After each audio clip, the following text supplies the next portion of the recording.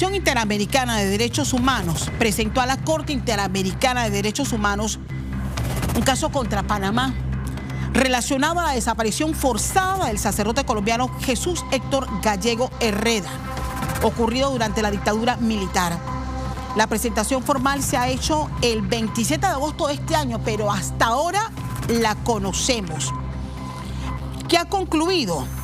Que existen pruebas suficientes para establecer que Gallego fue víctima de una desaparición forzada cometida por agentes estatales en un contexto de represión durante los gobiernos militares, incluyendo también que se han violado varios de los derechos: derecho a la vida, derecho a la integridad personal, derecho a la libertad personal, derecho a la conciencia y religión, garantías judiciales y protección judicial.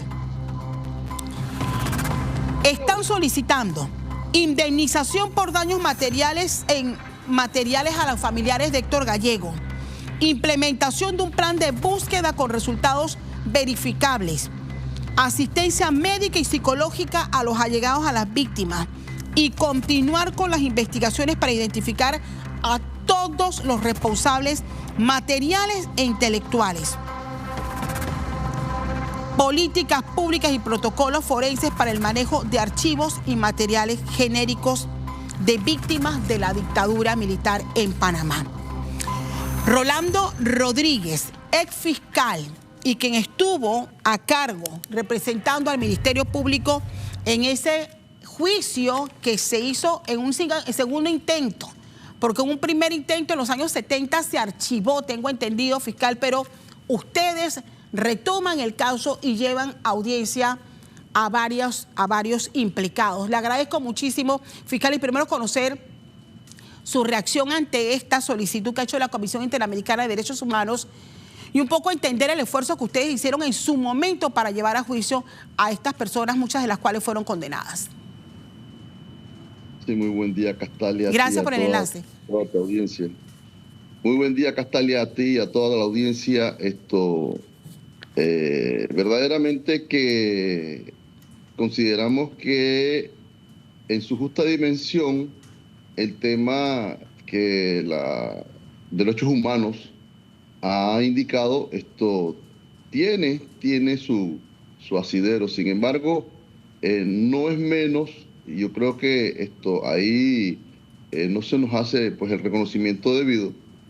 Hubo un gran esfuerzo para revivir todas las situaciones que se dieron con Jesús Héctor Gallegos, y eso comenzó en 1990, después de los actos bélicos de la invasión.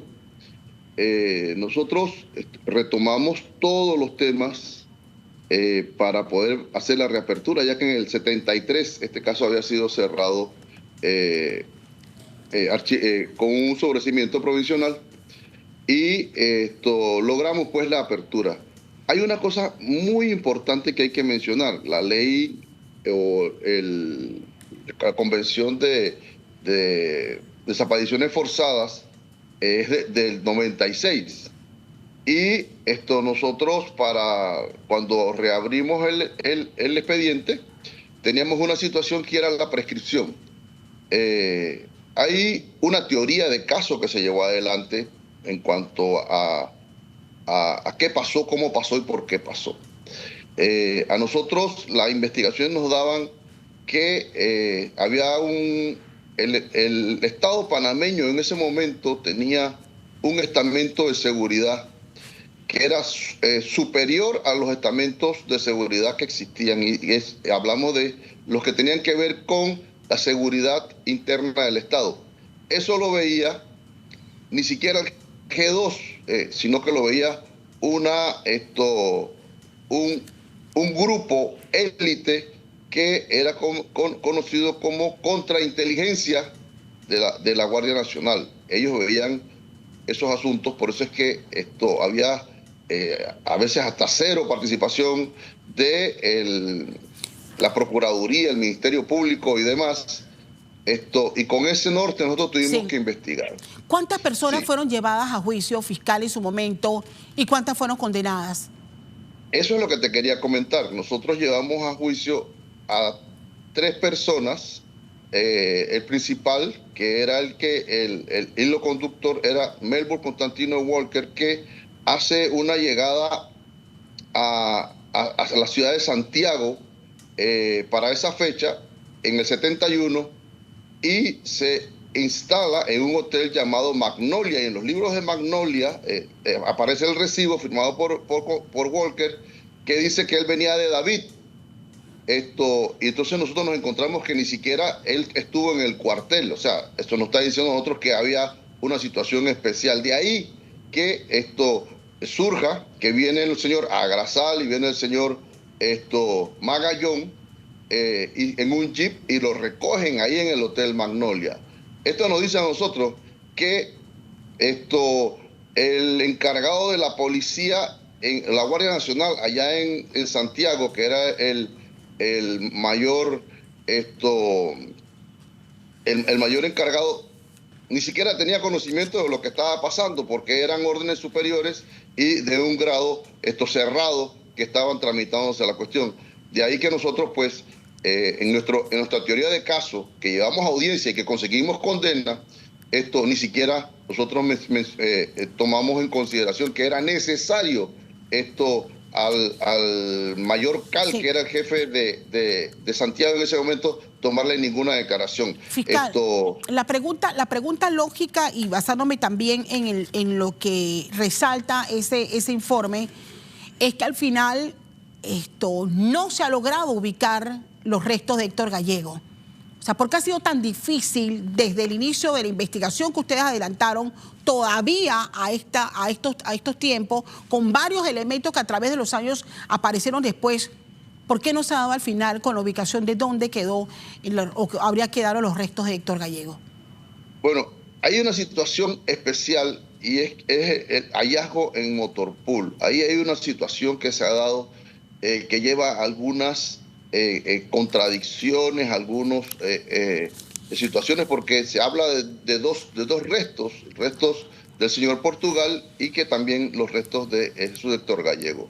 Yo creo que lo importante aquí, y que esto pueda que sirva esta resolución para que se declare la muerte de Jesús Héctor Gallego, porque hay algo importante. Jesús es un mártir, un santo mártir, y no se puede hacer mientras que no se logre establecer que él murió, sino que está en desaparición, que él murió, para poder lograr que se haga la canonización de, sí, Héctor, que creo que es lo más importante que se debe lograr, sí, con esta resolución. El Estado panameño, si bien es cierto, en estos momentos lleva adelante una investigación. Creo que hay interrogantes, sí, que sí hay que resolver. Sí. Ese punto de que el señor Walker venía de David, hay que ver por qué venía de David y quién estaba allá. Okay. Sí, porque eso es muy importante. Fiscal. Sí, porque en ese momento se relacionaba al jefe de la policía, el jefe de la Guardia Nacional, que era el señor, sí, Torrijos, pero el señor Torrijos para ese momento estaba muerto. Se dirá, bueno, y el señor Noriega. Bueno, tenemos un, sí, testigo en la investigación, un señor testigo Watson, que dice que habla cosas importantes del que él se enteró, porque él era una persona allegada a los grupos de inteligencia, que él escuchó, sí, cuando uno de los integrantes, el señor Magdiñán, hablaba sobre el tema en las oficinas. Él era el jefe de contrainteligencia. Quiero agradecerle el enlace. Bueno, lamentablemente las informaciones de última hora que hemos tenido que cubrir esta mañana, pues nos ha recortado un poco el tiempo que teníamos dedicado para esta entrevista, pero es la opinión y el análisis que comparte la persona que investigó la desaparición de Héctor Gallego y que reacciona pues a este último informe remitido por la Comisión Interamericana de Derechos Humanos a la Corte Interamericana de Derechos Humanos.